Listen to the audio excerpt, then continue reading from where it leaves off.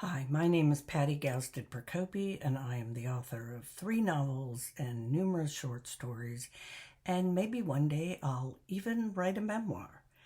And I want to thank the Writers' Workshop for inviting me here today to be one of their presenters. I believe that everyone has a story to tell. You just need to figure out how you're going to tell yours and what story you want to tell. Do you want to write a book about your life, just a story for your children or grandchildren? Leave them with the stories of your life. The simplest way to do that is to get one of these pre-packaged programs. My kids gave me one called Storyworth for Mother's Day. There's another one I think called Memo Worth, and you can probably find dozens of others online. But I really enjoyed this. I got a question each week, and it really made me think about my past and bring up memories long forgotten. You get one question a week for a year, which ends up being 52 chapters, and you can add photos too. And then after you're done, you can put them all in chronological order. If you get a question you don't want to answer, you can skip that one. So no pressure. So this hopefully will kickstart the process of thinking about the story you want to write, whether that's a memoir or some other way of telling your story.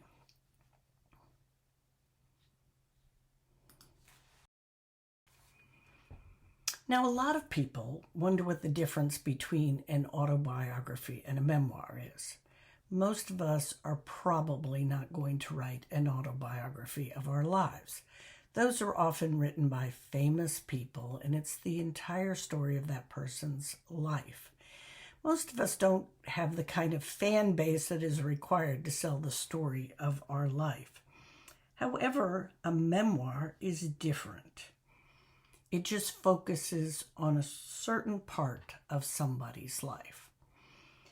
Autobiographies are often written as by famous people, politicians, and lots of people like to read about them. An autobiography shouts, me, me, me.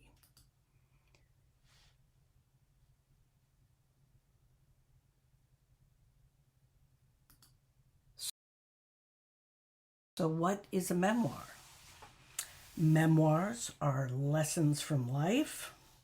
It includes your memories, descriptions of events from the past. It's based on the truth, things that really happened to you. It's written from the author's point of view, and it reveals the feelings of the author.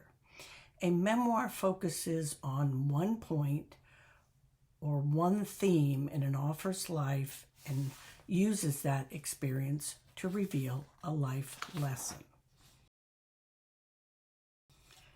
There are several types of memoirs. There's the transformational memoir, the confessional memoir, the celebrity, and the travel. A transformational memoir is a great challenge, and how the narrator, which is you, overcame that challenge or even tried and failed to overcome.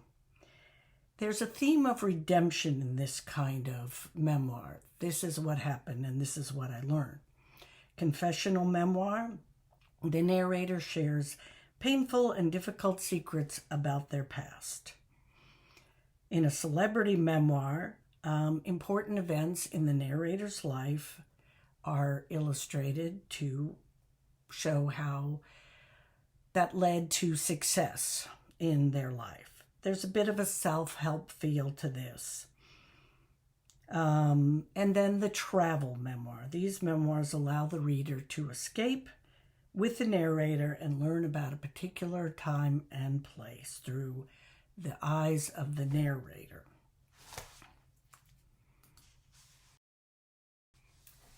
A memoir focuses on the reader It is a contract between you and the reader. When you write a memoir, it is like you are promising your reader something, and your memoir should focus on them. They want to read something that is true, that will enrich their lives. Your memoir should be reader-oriented, offering universal truths, something they can relate to, that can help them face something similar. You are speaking for these people. Your goal should be to help others by telling your story. It should give them hope. As I said, your memoir needs to be reader-focused, and you need to tell the truth and nothing but the truth.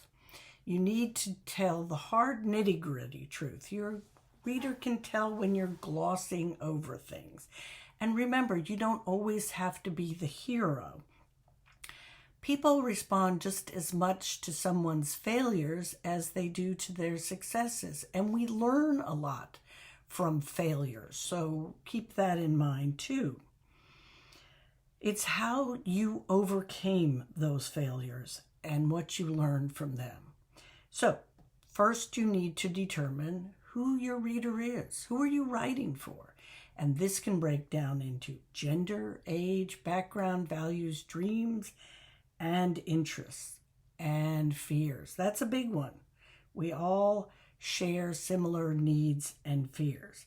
And you want to give your readers insights into the issues through your real experience, what you learned, what you wished you had learned or done differently. The old, if I knew then, what I know now. So, 5 quick things to remember. You need to settle on your theme. You can't write a memoir that is a shotgun approach when you talk about 20 different issues in your life. That's not going to help anybody. Focus. Select the pivotal events. Select only those memories and stories from your life that relate to your theme. Outline your story. More about this later. Write it like a novel. It needs to be engaging. You want people to read it and not just say, oh, I can't get through this. And even though it has to be the truth and the whole truth, you have to ask yourself, should you throw people under the bus? Do you want to alienate your friends and family? There'll be more about this later as well. Okay, your theme. The underlying theme is a message to your reader. You are not alone, or you can overcome great obstacles. Believe in yourself. Don't let fear ruin your life. Even if you fail, you've learned important lessons. All people share certain experiences. Your theme should connect to the reader. They need to identify with your story. It doesn't have to be exactly what they've experienced in their life, but they should be able to say, oh my God, I know just how they feel. And remember, we all share certain needs and fears as well, and this can bond our story with our readers. Okay, the pivotal moments in your life. First of all, to start and remind everybody, if you're afraid to tell the whole truth, you're probably not ready to write a memoir. But if you cross that bridge, these are the things you have to do. Choose the events that support your theme, no matter how painful. The more vulnerable you are, the more effective your memoir will be. Create a list of the events that deeply affected you. Some are momentous, but even mundane events can sometimes change our lives. Someone smiling at us on the bus right after we got fired, or our husband told us he wanted a divorce. Bring up the unforgettable people in your life. Your great-grandmother, the nurse in the ER, your 6th grade art teacher who first recognized your talent. Unforgettable people can be relatives or someone you don't even remember the name of. Maybe that person who smiled at you on the bus. And also talk to members of your family for different perspectives. Sometimes we don't all have the same memories of events. Okay, outline your memory.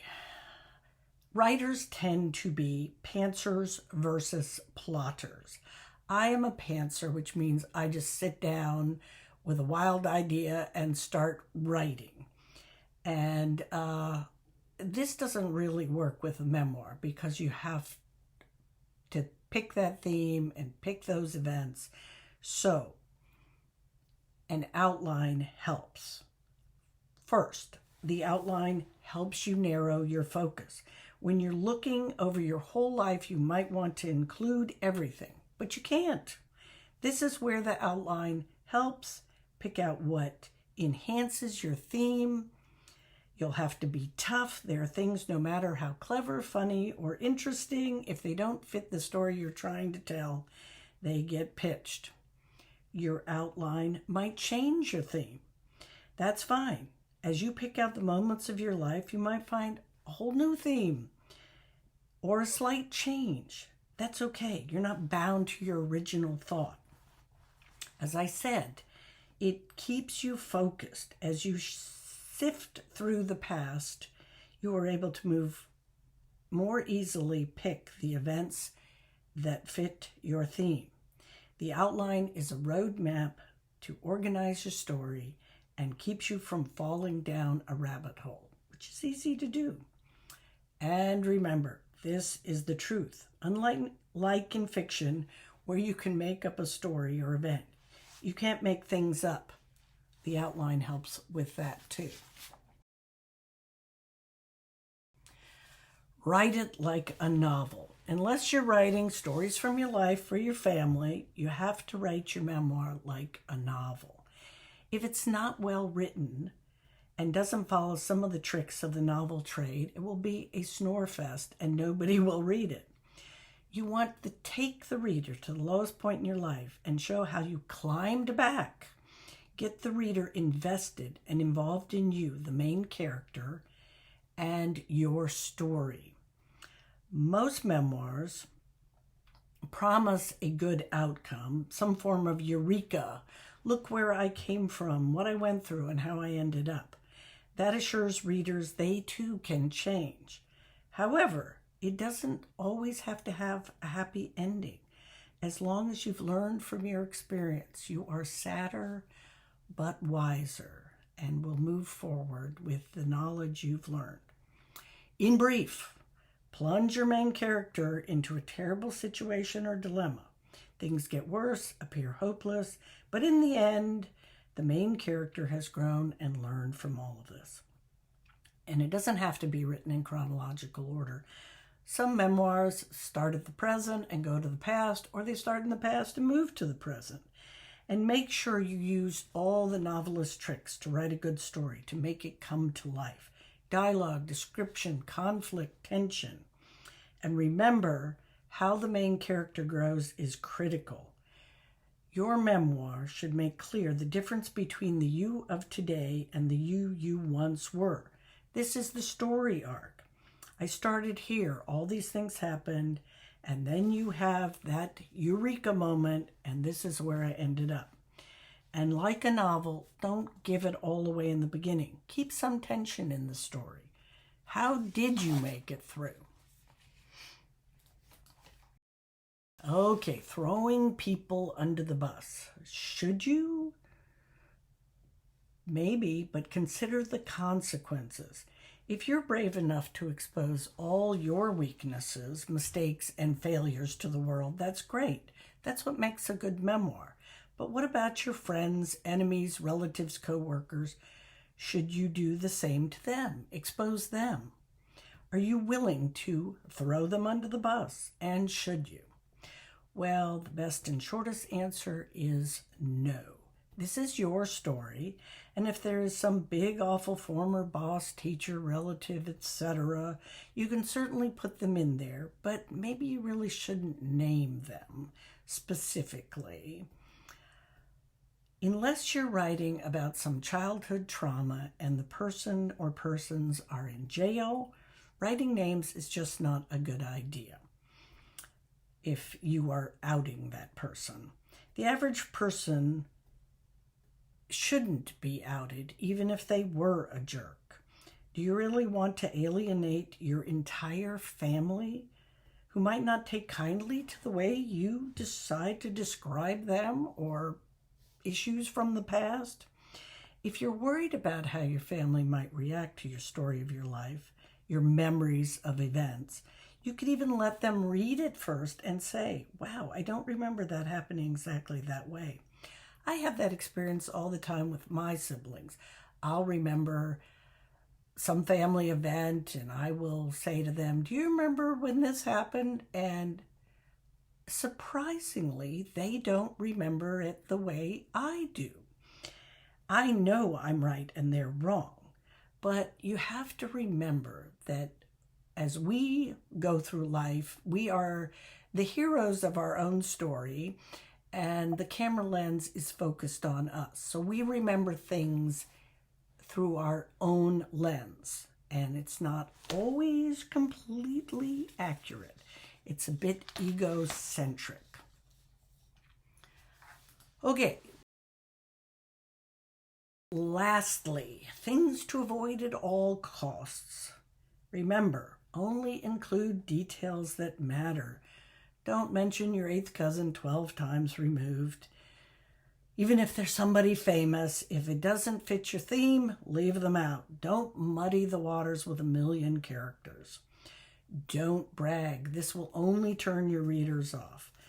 Own the things that you succeeded at, but be humble. And don't gloss over the truth. As I've said before, this is the good, the bad, and the ugly of your life. And avoid preaching. Don't use words like must, should, ought to, have to. Don't act superior to your reader. And don't be flippant. Don't cover up emotional truth with lame jokes.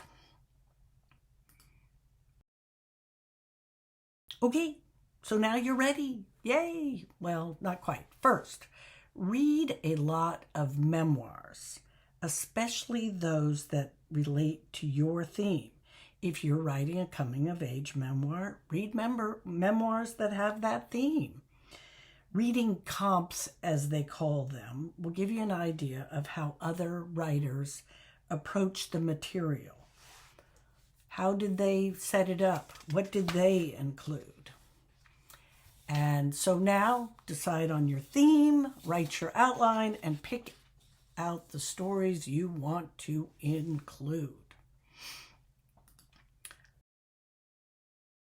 But in the final analysis, this is your story and how you remember it. A memoir is a journey through a particular part of someone's life, which gives insight into their emotions and thoughts during that time.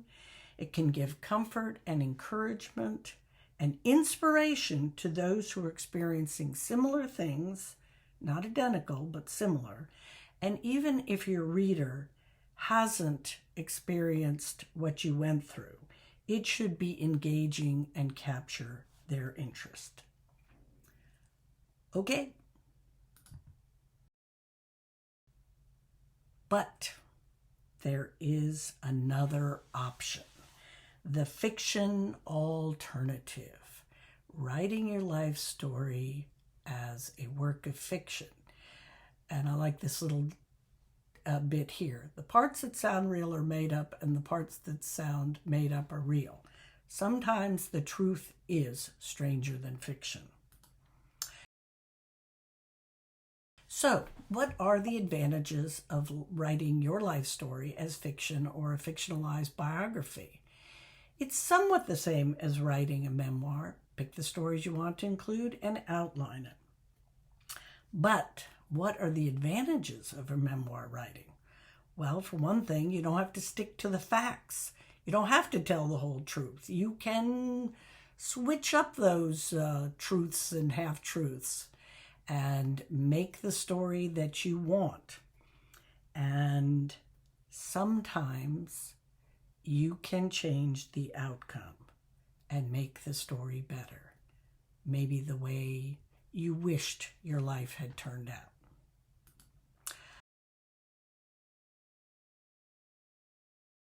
I just want to comment right now on that old expression. They say writing is 1% inspiration and 99% perspiration.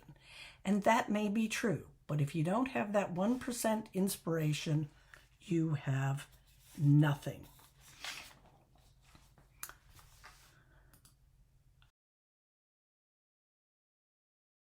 I write what I call is biographical fiction. Many stories in my books are things that happened to me or members of my family, but I usually twist them up and change them to suit the story or to suit the characters in the story, because the characters are fictional characters, maybe based very loosely on people I know. My first novel, which you see here, Please Tell Me More, was actually inspired by a phone call from my sister. I was struggling for that 1% inspiration, and after that call, the story exploded in my head. It's a story of a family and a terrible tragedy that bonds the two sisters forever by the events that happened when they were children.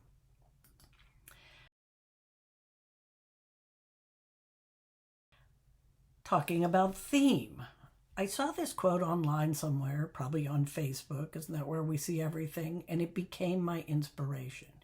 You can't go back and change the beginning, but you can start where you are and change the ending. This really touched me because I feel like so many people are trying to fix their past, and it just can't be done. It can't be done. And mostly to fix your past, you need to start with you. And my theme became forgive, forget, let go, and move on. Or as someone said to me one time, move forward. Sometimes it's hard to move on, but we can move forward. Pick up our baggage and move forward.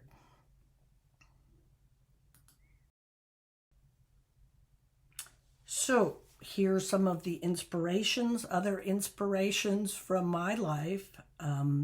In my story, the young sister drowns, and this is based on a true event that happened in my life, the death of my oldest sister. But unlike the characters in the book, I never knew her. She passed away before I was born. And my siblings, there are 3 siblings in my book, and here are my 3 siblings. Aren't we cute? And I did mix up the chronology of the birth order because it worked with the story, and you have to make those changes to fit the story you're trying to tell.